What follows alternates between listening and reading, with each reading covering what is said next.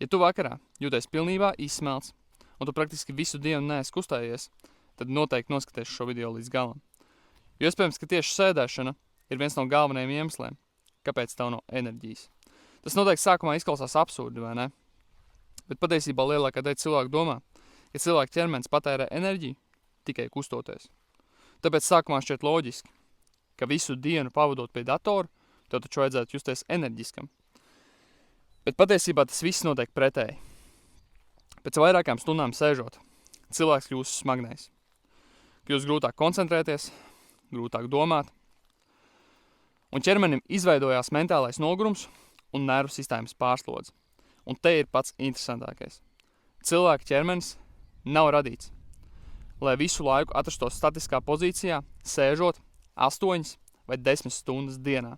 Kustība ir viens no mehānismiem, kas palīdz tavam ķermenim uzturēt normālu asinsrīti, palīdz nogādāt skābeklu uz audiem, palīdz smadzenēm piegādāt nepieciešamos resursus, atjauno un atgriež enerģiju, mazinot mentālo nogurumu, kā arī tavu nervu sistēmu spēcīgi reaģē uz kustību.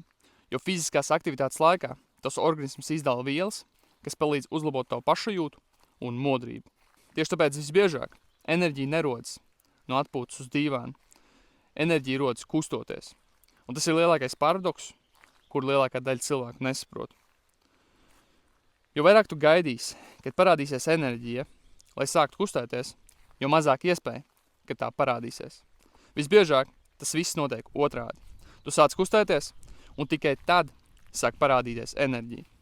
Tieši tāpēc atgādinājums tev šodien. Ja tu jūties nogurs, nevienmēr tev vajag vēl vienu kafiju vai vēl vienu stundu sēžot dīvānā.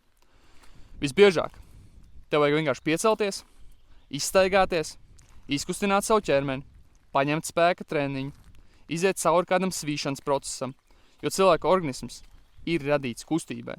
Un ļoti bieži tieši kustība ir tā, kas atgriež tevī enerģiju, kuru visu dienu tu biji meklējis.